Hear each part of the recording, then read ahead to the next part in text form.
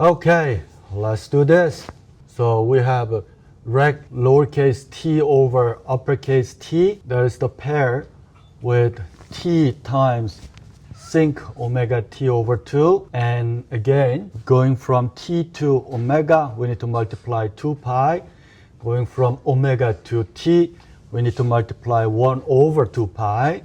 So those are the three ones. We need to use that if you want to go from omega to t, t to omega. By looking at the denominator, we have a big T as a 2 beta, right? So we have this guy. So going from omega to t, we need to multiply 1 over 2 pi. And we have a t, right? This t, we need to multiply 2 beta there. So then 2 and 2 cancel out, beta over pi.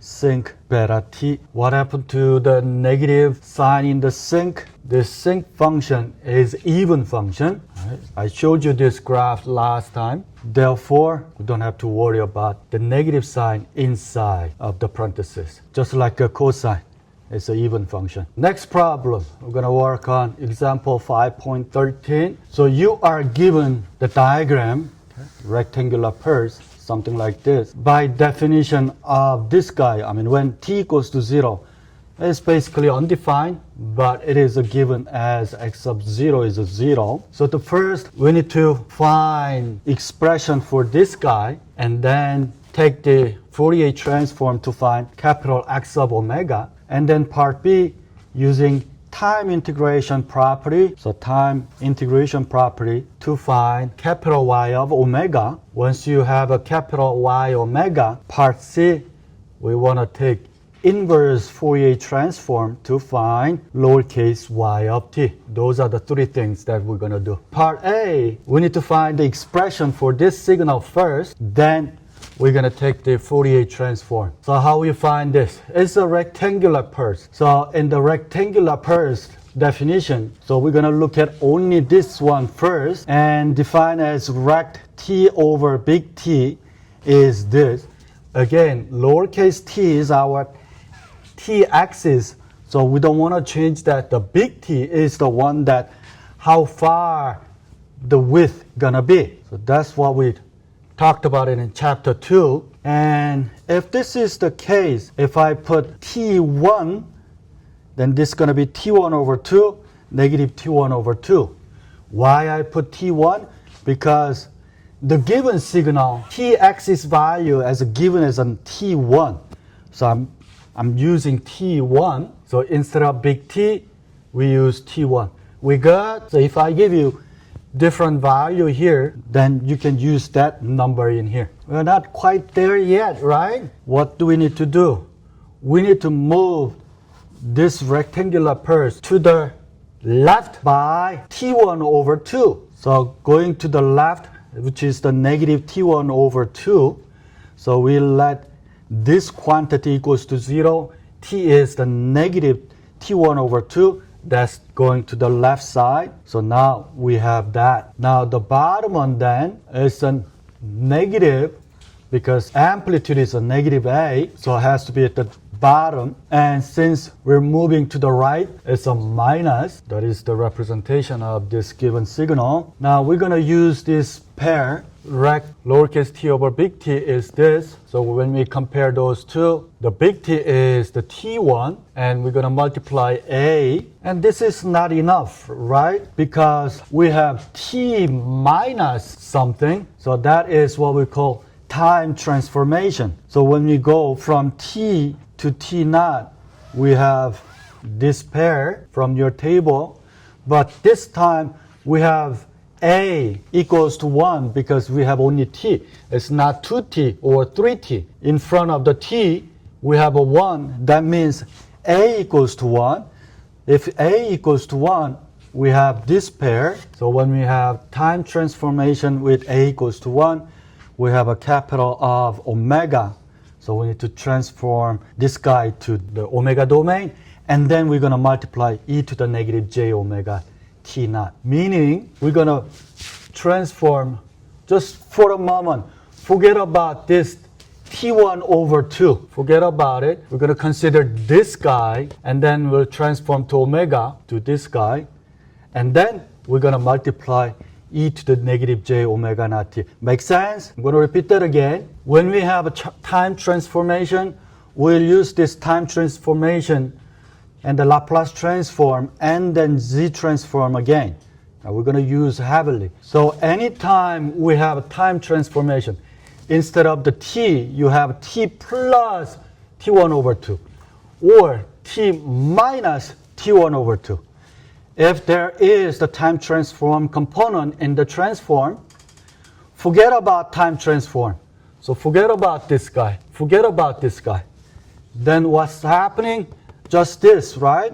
If you forget about the time transform for the numerator, we have this, right? Okay. So use this to transform this, and then you just need to multiply this guy. So for example, this one is going to be plus t1 over 2. So instead of negative t naught, it's going to be plus t1 over 2. For this guy, negative j omega t1 over 2. That's what we're going to do. So we're going to use these two from there. So we're going to just write this one without t plus t minus component, and then simply take care of that time transformation by multiplying e to the power of whatever this red. So now if you factor out a t1 sinc of t1 over 2 omega to the front, we have that. Again, that could be the answer, but I'm going to say your answer should be only in terms of sinc. Then you need to work a little bit more. Second part of the expression is e to the positive j minus e to the negative j. That is sine or cosine? Sine. Well, what is missing in the sine? Exactly 1 over j2. So what I'm going to do, I'm going to multiply top and bottom by j2. So I'm going to keep this j2 somewhere in the front and the denominator j2 to convert second part into sine. Going from sine to sinc, we have to multiply inside of the sine component at the denominator. Therefore, we need to multiply top and bottom by t1 omega over 2 over t1 omega over 2. So that make it to 1. And the denominator we're going to use with the sine to convert to sinc, and that is sinc square of this. Okay, so that's the end of part A. The part B, using time integration property, compute capital Y of omega. So this is the property, and that is x of omega. So what we need to do, we need to take the integral, and we have an integration pair on Fourier transform, and we know x of 0 equals to 0. Therefore, we just need to use this portion only. So integral negative infinity to t, f of t is now f of omega, then multiply 1 over j omega. That's what we need to do. So going through that box, we have y of omega equals to 1 over j omega, x of omega, and we calculate x of omega in the part A. We just need to put that in here. So that integral is the third item from your handout, and you can take a note on that. If x of 0 equals to 0, then second term from the omega is all going to go 0 because f of 0 is a 0. Yeah, right. This is the given. So x of t to y of t, we need to take the integral in the t domain.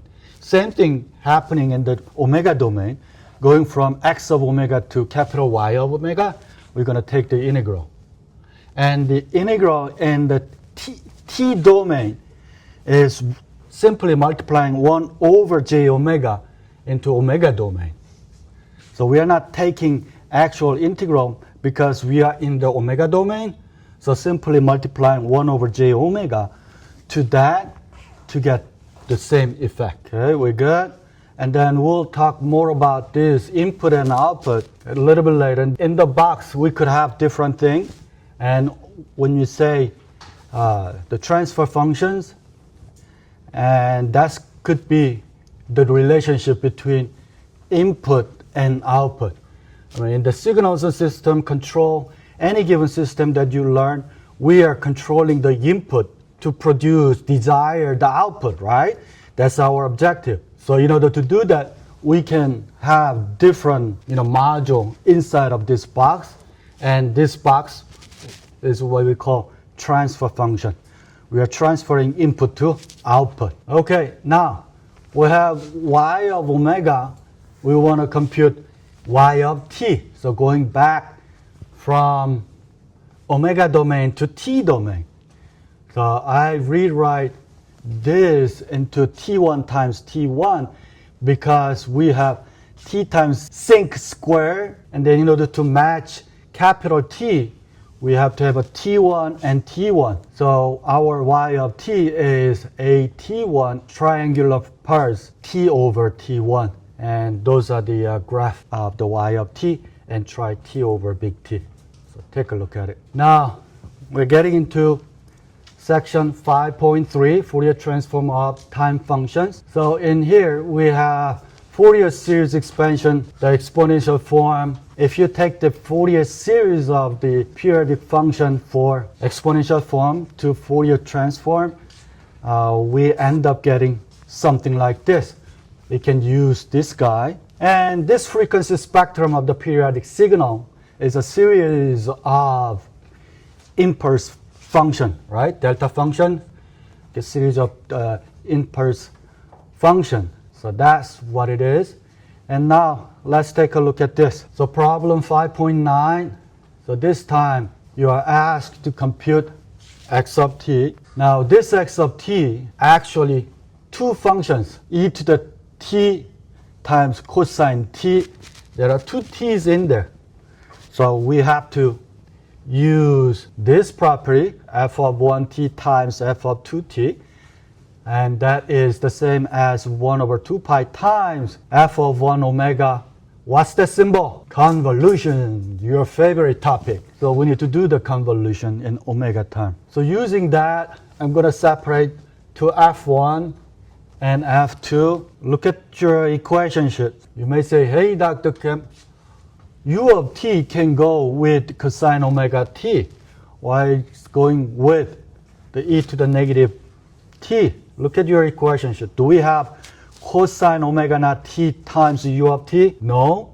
But we do have e to the negative t times u of t, right? So we have e to the negative at u of t is the pair for 1 over a plus j omega. It's your handout. And if we use this, f1 of omega equals to a is just a constant, and the beta plus j omega. That's what we do. And for f of 2t, we have cosine omega t is the pair with the pi times delta omega minus omega naught plus delta omega plus omega naught. So when we use that, our capital F of t omega is going to be pi times this. So now we have these two signals, and we need to use the convolution. So if you're using that, we have a 1 over 2 pi times f1, this guy, convolution of the second one. We're going to do the convolution twice. This convolution with this convolution with that. So if you have the equation sheets, look at the left side of the pairs, and the third and fourth from the bottom. We have, so these two. So which one we are using it? We are using this one. Why? Because look at the problem. X of t is given. X of t is given as this, and you are asked to find x of omega. You need to look at what is given as a problem. Problem is given t domain function, right? And in that function, we have two functions, as a matter of fact. So we need to go from here to here. That's what we're trying to do. Going from here to here, we need to calculate f1 capital omega. That's what we did. And we have capital F of 2 omega, because again, we are going from here to here. So to get the x of omega, now we need to do using this one, so we have this. It's better. So always look at the problem. What is given? From here, it's going to be this, because the convolution definition, what we learned from section 10.2, h of n convolution delta, we're going to take inside of the delta, put it into h. So inside of that, put it into omega. That's what happened. Whatever this, put it into omega. So that's the convolution. And just for your information, there is a multiplication relationship with the delta function. In the multiplication, we take the inside of the parenthesis and the delta function equal to 0, and whatever that n equals into that x of t. So that's the difference in between multiplication and the convolution. So we have Fourier series and Fourier transform, and we're going to introduce this transfer function, what we call h of j omega or h of t. That is the box in between input and output. So we have in time domain, we have x of t and h of t in the box and y of t. So this h of t is y of t, output over input is this, or input times h of t is the output. In the omega domain, same thing. Output over input equals to h of omega, or input times h of omega equals to output. So that's the relationship between input and output with the transfer function h of t or h of omega. So what we need to do, we need to apply sinusoidal signal in the input, if the sinusoidal is the input. And then we need to measure the magnitude and the phase for input and an output. And then repeating all this for different frequencies. That's what we need to do. And for LTI, linear time invariant system, the frequency response is just the relationship what we saw as an input x of t times the frequency response or transfer function h of t equals the output y of t. Let's work on this. We have circuits this time. This is the series 1 loop circuit with the R and L, and R and L is given, and the output V2 is V1 times h of omega. So we have input V1, output V2. So we need to find V2 over V1 as a transfer function h of t. If you're using differential equation, you need to go through this. So we do KVL around the first loop. So V1 of t times VR, voltage across the R, voltage across to the inductor, and then from here, we're going to write as I times R for VR, and then VL is L dit over dt. Now I'm going to rearrange this so that we have the d over dt of I, and the constant times I, and there's no I on the right hand side. It's a simple first differential equation. You learned this in your A Math 1 in chapter 2, and it is a linear because I is a linear. So in the linear equation, what do? Integrating factor. We need to find the integrating factor. Integrating factor is in front of this variable y. So R over L is the integrating factor, the portion of the P of x. So our integrating factor is e to the integral R over t dt. So this is our integrating factor. Then we're going to multiply this integrating factor to every single term in here so that we can have this simple, nice expression. Take the integral for both. Now finally got to this I of t.